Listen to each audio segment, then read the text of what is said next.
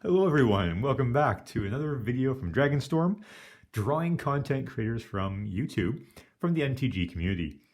So we looked last time at Josh Lee Kwai, one half of the mainstay host of the Command Zone, and today we're going to look at the other, which is Jimmy Wong. And so I've drawn Jimmy here. I'm going to be working with my background again today. However, this time around, I'm going to be focusing on value, which is the art term for light and dark. And I'm going to be using Jimmy's favorite card, arguably, which is Sneak Attack. And I am using the art from the Double Masters card because I think it's a bit more interesting than the art from the original. But also I am able to use that background, that wonderful dragon beastie that's creeping up on the ogres. In this case, it's going to be creeping up on Jimmy.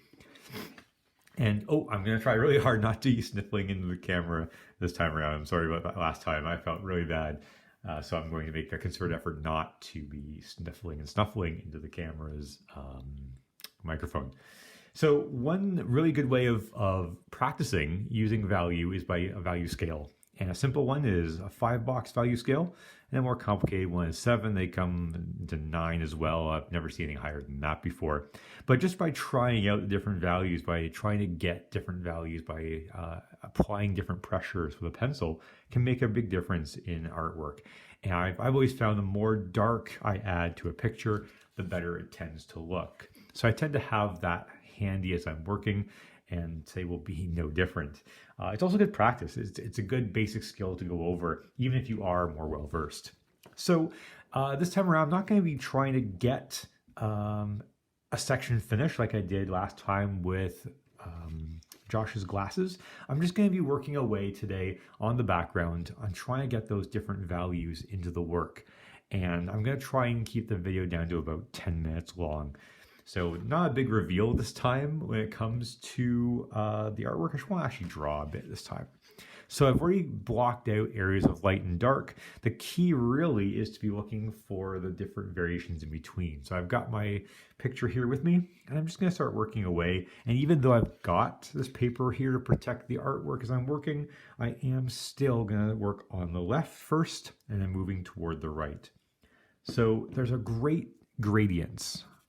Great change from dark to light in the cheekbone of our beastie here.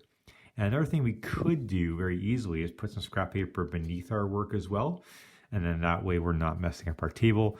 My drafting table, though, is very much in need of cleaning. So I'm going to probably end up doing that near future anyways. So I'm just going back and forth with my phone here where I've got the picture. And I'm just refreshing every now and then. So I can kind of see that you've got this great dark area beneath the cheekbone and I guess the ocular cavity, which is that eye socket area. And it goes from really dark, slowly lightening toward the eye itself. So it's just a matter of maintaining a hard pressure on the left, and then toward the right, I'm just going to be easing back.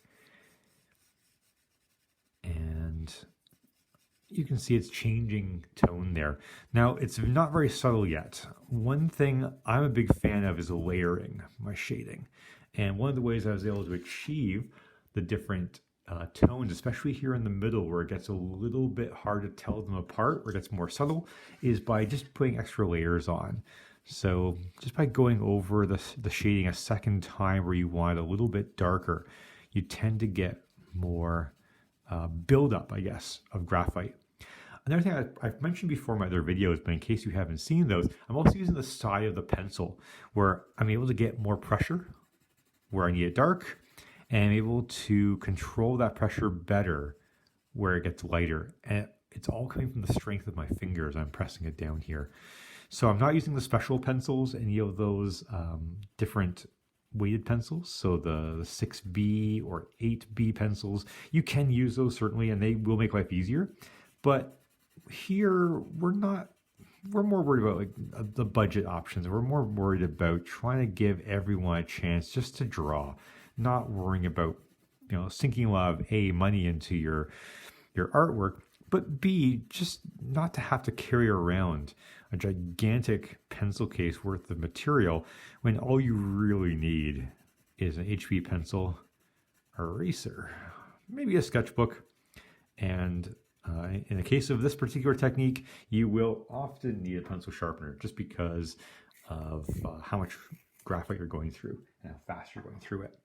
It's also good to keep a sharp pencil because you've got more width, more surface area of graphite you can put on one time.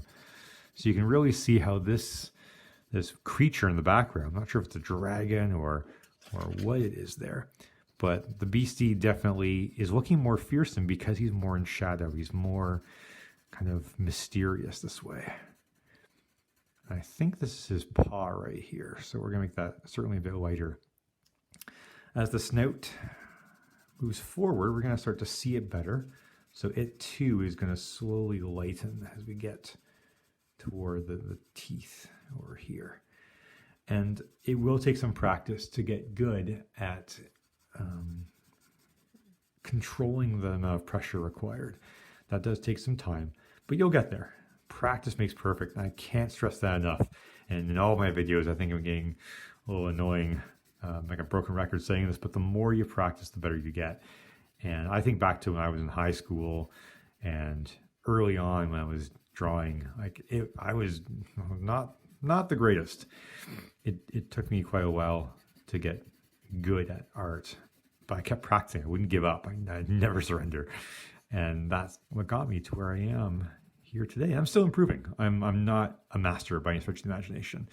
We can all get better and all improve. And I take that same philosophy in the Magic the Gathering arena as well when I'm playing Magic. It's a game where you're constantly improving, constantly learning about new cards. And with the artwork, it's very similar that way.